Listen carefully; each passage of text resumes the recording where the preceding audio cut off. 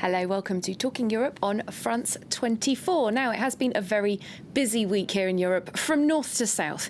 We've seen the UK's highest court telling the government and Boris Johnson they behaved unlawfully with their attempted 5-week suspension of Parliament. And in the southernmost reaches of the bloc, we've also had a small but possibly significant migration deal come together. Well, joining us to give his point of view on all of this, as well as on the fledgling government in his own home country, Italy's former Prime Minister, President of the Jacques Delors Institute, Enrico Letta. Thank you for being with us. Thank you. Now, I'd like to start with what's been happening in the UK. We've had really unprecedented scenes with that Supreme Court ruling about the unlawful attempted prorogation of Parliament. I'd just like to start actually by re-showing our viewers part of the judgment by the President of the Supreme Court. The Court is bound to conclude, therefore, that the decision to advise Her Majesty to prorogue Parliament was unlawful because it had the effect of frustrating or preventing the ability of Parliament to carry out its constitutional functions without reasonable justification. A serious ruling, and detractors of Boris Johnson have accused him variously of a power grab, performing a coup even. He said after this ruling came out that he disagrees with it. So where are we? Is this behaviour of a democrat or an autocrat? But you know, democracy is not only 51% in a referendum. Democracy is a system where you have checks and balances, judges, constitutional courts, rules protecting minorities, and rules protecting also parliament rights. So I think the attitude of Boris Johnson is unacceptable. And in a normal democracy, and the UK is the kingdom of democracy, he should resign, I think. He should definitely resign. Because what happened, he obliged the Queen to take a decision that was a false decision. So I think if you put together all the different choices he made, too many mistakes and too many attacks also to the Parliament. And Parliament is the heart of democracy. It is not only a 51% in one day on a referendum. The backdrop, of course, to all of this is Brexit.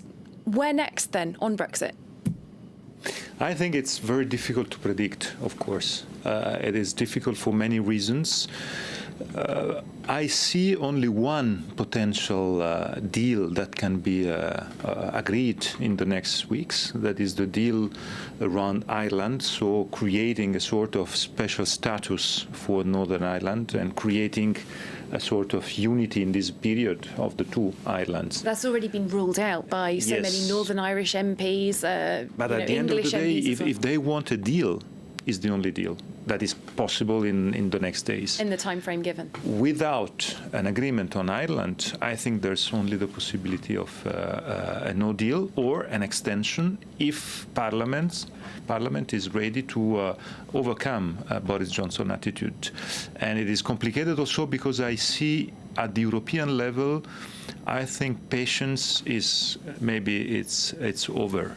And the idea that they can give more time maybe is over. I see the attitude of Macron, but also the attitude of other countries is saying that now it's really enough. And you know, there's also this ridiculous thing that the night of the 31st of October is Halloween night. So it's a way to make ridiculous everything in the world, and I think we have to stop it and to say now it's game over. What's your prediction? Which way will the EU go on this? My prediction is very pessimistic. I'm in a very pessimistic mood. At the end of the day, I would bet on a no deal, on a catastrophic no deal. Do you think that the EU should perhaps have played this differently? It's been extremely rigid, consistently insisting on very rigid sequencing. For example, the UK saying, look, the backstop is part of our future relationship with the EU. We should deal with that in phase 2. The problem was at the very beginning of all the track. It's impossible to have a solution of an issue like that, a topic like that, when the referendum that was a referendum on Brexit, so leaving the European Union, was transformed politically in leaving everything. So the single market, customs union, that was not in the text. A lot of people say that is what they voted for because the wording was so stark. That is the reason why the referendum was at the very beginning a fake referendum, because the referendum was without saying I leave to go where, first of all, and second, what does it mean? Leaving, because leaving means single market or non-single market, customs union or not customs union. What is the status of the citizens? That was transformed after the referendum for political reasons, and that is the reason of the present disaster. All right, let's move on to another enormous subject for the EU for many, many years, migration. Now, just a few days ago, 4 European countries signed off on a new temporary arrangement to share disembarking and relocation responsibilities. With more details, here's Peter O'Brien. And now we are on our way to Messina in Italy. An eruption of joy as the passengers aboard the humanitarian ship Ocean Viking are told they'll be allowed to disembark in Italy a week after being rescued at sea. I'm so happy. I'm so happy. No more back to Libya. No Libya. No Libya. No Libya. No Libya. Meanwhile, at a summit in Malta, Italy, France, Germany, Finland and the host country agreed to share the task of disembarking and relocating migrants trying to cross from Libya. What happened today is very important because it's the first act of an agreement and the first concrete step of a common European action. The deal will be in place for 2 weeks until a meeting of EU interior ministers on the 8th of October, when the 5 nations hope the rest of the EU will join the agreement.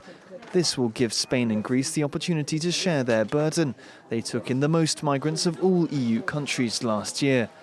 Italy's new coalition sees Luciano Lamorgese replace Matteo Salvini as interior minister. Salvini had gained popularity with anti-immigration policies, like closing Italy's ports to charity boats carrying migrants. Enrico Letta, the EU has never yet managed to come together around a relocation agreement over migrants. Why should this work now?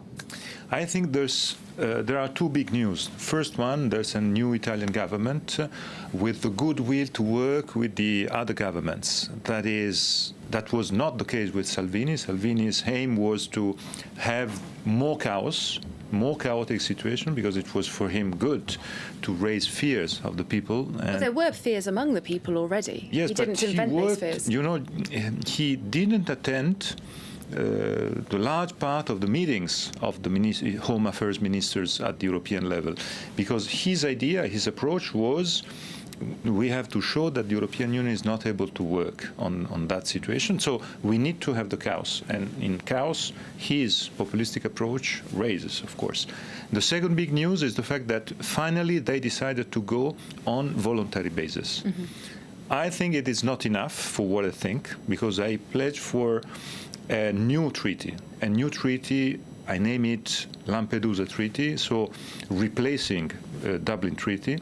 A treaty out of the outside the normal European treaties, signed only by countries willing. So without Hungary or without Poland, without countries with always the veto right on these topics. But it would still impact those countries, as in you're talking about getting rid of the unanimous decision-making. I think the big problem was we had in the last 5 years always the need of unanimity.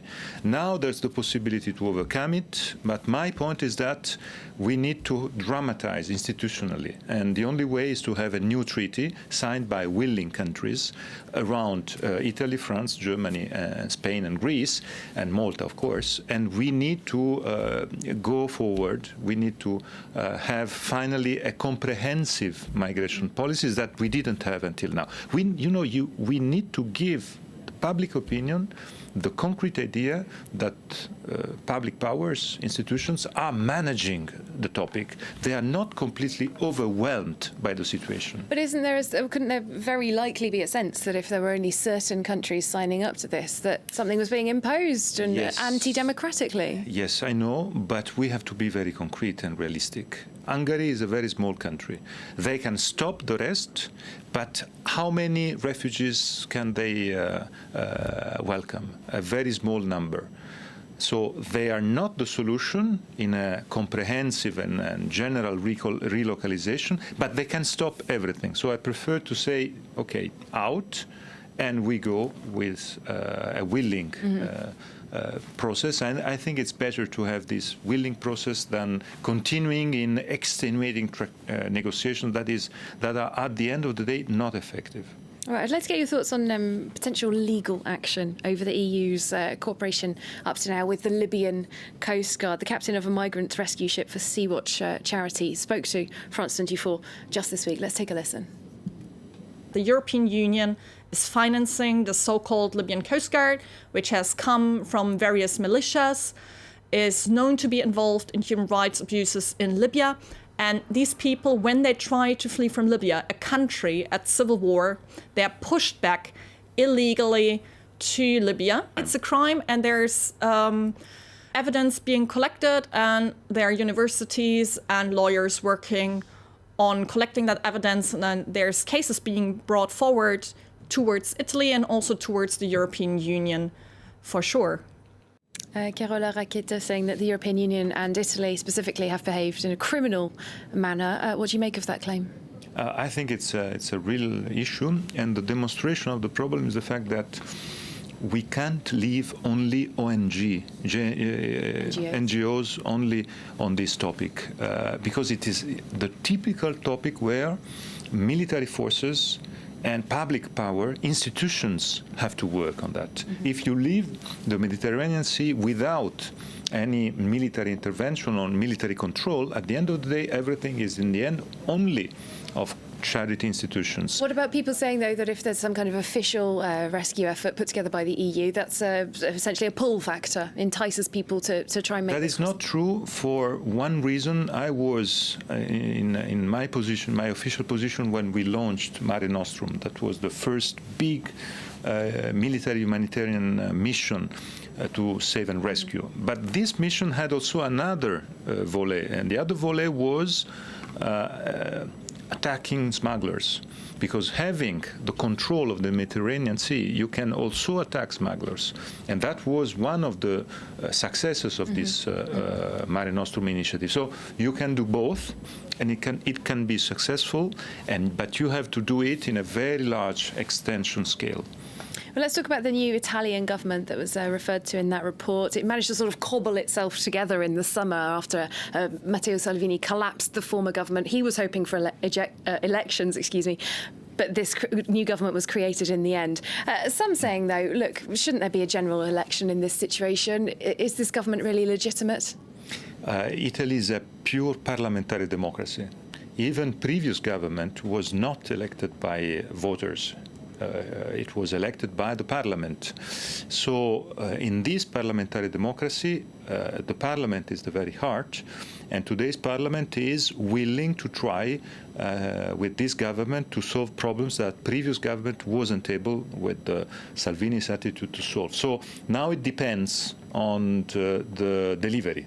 Delivery is essential, crucial, on migrations, on labor, on jobs, on the financial situation. So delivery is crucial now. The Five Star Movement, one of the partners in this, with your party, the Democratic Party, which you co-founded, in fact, they're quite indefinable. They're anti-establishment, and obviously they were working with the hard-right Lega Party in the previous government.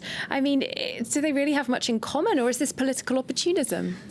I know it's very complicated to understand, but Five Stars is a party with not politicians in the normal way we mean politicians, people coming from civil society, normal jobs, and they started to change in their attitude. They decided to vote in favor of Ursula von der Leyen in the European Parliament. That was the turning point in July. Then they decided to leave Salvini's coalition after Salvini's attack. So now it's time to show if they want to continue, if they want to deliver in a different way.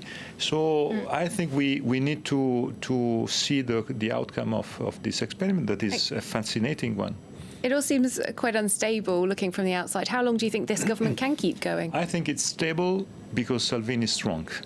Salvini strong means that this government, they have a big enemy in front of them, so they need to be able in a good delivery. So I repeat, everything is linked to delivery and delivery on migration. This is why this Malta agreement is very important, because it's a demonstration that the new government is able to deliver better than previous one. And on the financial situation, on budget law, on growth and employment, I think it's very important to have results. If there are the results on this subject, then the situation can be stabilized and Salvini can be reduced in a marginal situation. Just a word about the broader European picture, Euroscepticism, which has been very high in Italy, also quite high here in France as well. Now, as part of the Jacques Delors Institute, I mentioned your president, you've been running an academy to kind of get young Europeans together, learn about the EU, go out around various cities. Is that showing fruits, or is it just sort of chipping away a little bit at this block? I'm very happy. This initiative, I ask people to apply, is an initiative to create an academy, so to try to work on European affairs, as we know very well that European affairs are very complicated. So we try to help people to understand better. So it's 1 year project. academie-notre-europe.eu is the website. You can apply and we will start in November. It will be a fascinating journey around Europe. All right, Enrico Letta, unfortunately that is all we have time for, but thank you very much for being our guest here on Talking Europe. Thank you. And thanks to you for watching. Armin Georgian will be with you in part 2 of the programme.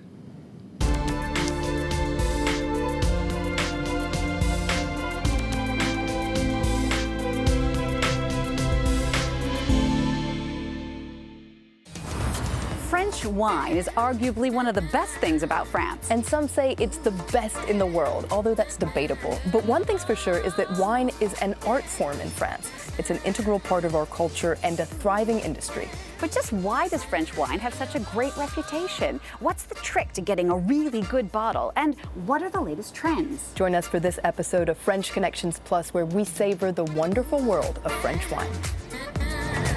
French Connections Plus, presented by Jeannie Godula and Florence Villemino.